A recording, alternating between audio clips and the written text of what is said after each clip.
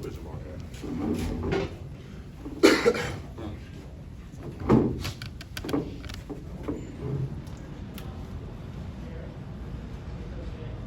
Takes forever. All the time, every day.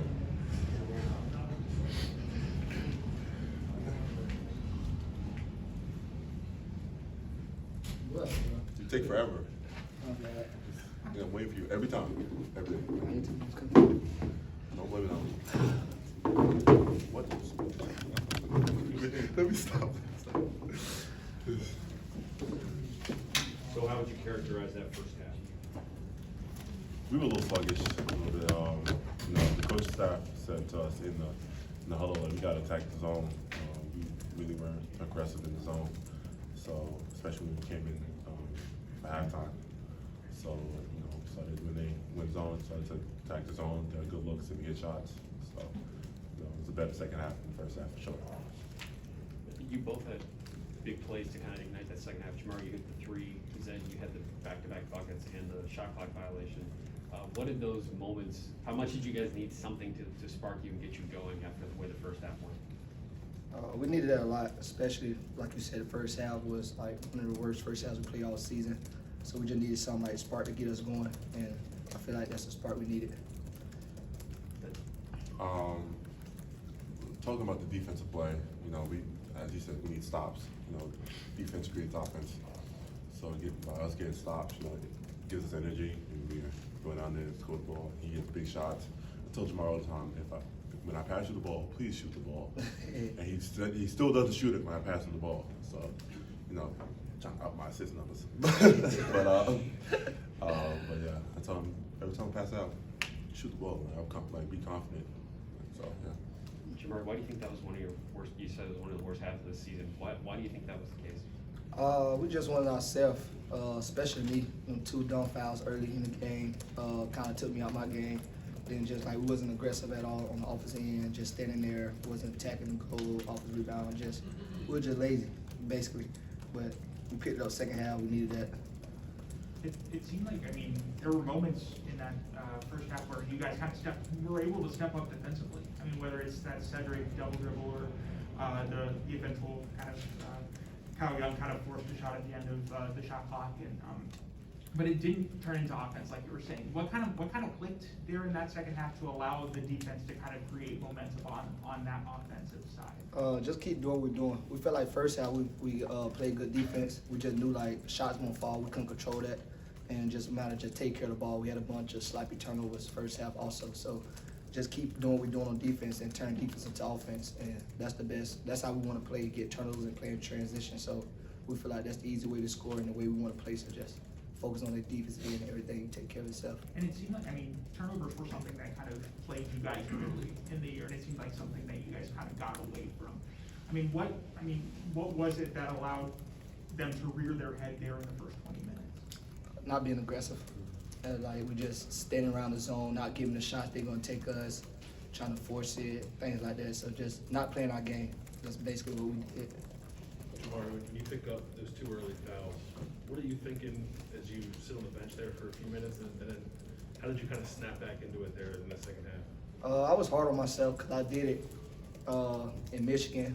I want to say that I had two early fouls, so just knowing I got to be smarter than that, keep taking myself out of the game, especially like that. But I didn't want to take that away from my aggressiveness on the defense end because that's what I do. So I just got to adjust with the game, see how the ref calling it early. But I just had to stay in there, keep my head in the game because coach told me, he was like, you going back in first half, just keep your head into it and stay like that. So. How do you balance that sort of aggressive mindset? You've been one of the best steals guys in the league for a few years now, but there's also possessions where you're really directing traffic out there and making sure the switches are on point and stuff. How do you balance when to be the aggressive guy who's going to gamble for a steal as opposed to the guy who's going to be sort of a quarterback, for lack of a better term, is getting everybody in the right spot? Okay, just pick my chance. Just pick it out. Don't do it every play. That's something coach Hartman do. You got to pick your spots throughout the game when you want to be aggressive. And just read the refs, they call in ticky top fouls, then don't be as much aggressive I want to be, but just coming in, knowing they had a good guard on the other team, that was something I was focused on, just going out there trying to get stops and be aggressive. Don't let him get started earlier, but obviously that didn't. Refs took me out of that, but just You found him though. sometimes. So it did seem like you found a way to affect that in the second half without fouling, obviously. Right. How did you, I guess, get to that point? Just, I don't know, just being me, just basically just being me. I feel like they let me free up a little bit more on the defense end, play a little bit more aggressive, but I wasn't gonna stop playing aggressive, even though they was gonna keep calling me. I wasn't gonna like stop, let that change my game. I was just gonna keep being RB and make the refs, put it in the refs' hands to call it a, not call it. Jamari, Minnesota's coach said that they dared you to take some threes, sagged off a little bit. When teams do that, how important is it that you not only take those, but you make them? Very important. I love when they do the easy points for me. I don't know why teams keep backing off, but I'll take it and just give it. But like I said, I feel like that the defense, the early fouls affected me first half also on the offensive end. Like I was just so much in my head that I was missing shots that I knew I was supposed to hit and I could hit. So just taking the shot they give me, they're gonna give it to me. I'm gonna take it all day. How much of handling that type of situation is you being a veteran and having been through this before? I suppose maybe early in your career that gets to you even more than Right. what it did in the first half. Yeah, played a big role. Like you said, if I was younger, like my freshman or sophomore year, it definitely would have got to me throughout the whole game. But I knew I had a whole another second half to bounce back and things like that. And especially like in the Big Ten, you can't hold on to stuff because every possession matters, no matter if it's home or away. So just shaking it off and just being who I am, second half. Jamari, the whole team is daring you to shoot. At what point in the game do you actually notice that they're doing that? I noticed from the beginning. I just right when I got back in, I just wanted to get my rhythm, my flow, because I early fouls that kind of got me out my flow. So I was just trying to get my flow, get steals, get easy baskets here and there. But second half, I feel like I just came out with my flow and just knocked the shots down that they gave me. So when you do notice it, obviously you're not going to try to force it, but how do you kind of know, all right, I need to start getting my shot going now versus when I need to continue to run the offense? Yeah, be aggressive. That's my thing. Just be more aggressive on that, especially when you give it to me. And I notice, like you say, don't force shots, but take the good ones for sure. Last question. As we talked with Chris Holman a lot this past week, and he mentioned how you and the coaching staff had conversations about being tough on the inside, defensively and whatnot, especially against Hunter Dickinson at Michigan, and then tonight with Minnesota. I think you had a shot clock violation where you were really excited after forcing Minnesota to get into one of those. How have you taken what the coaches have told you about being more physical and just tougher on the defensive end, and really applied it over the last handful of games? Yeah, well, speaking with the coaching staff, I feel like you have to get better on defense. Like, you're like the anchor on the back, like the back line. So the ball screens and like rotating over, like they said, you have to be better. Like teams are scoring like too easy in the paint. So trying to build on that every game. Get better on that every game. And just going to the shot clock. The one shot clock violation. That's a tough defensive stop. Like needed that.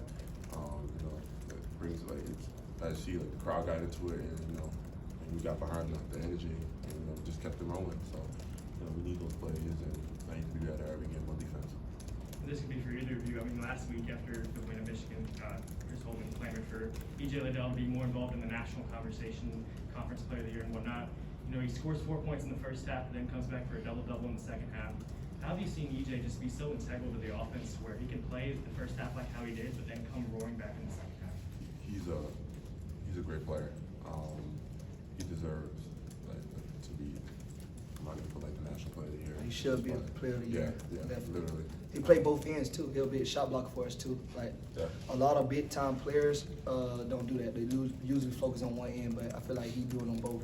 And he bonded more on the defense end, but definitely got my vote for player of the year for sure. Yeah, you see on both in the games, big shots, going off 35, 30, just shows the time and time again that he's one of the best players, if not the best player in the country, in college.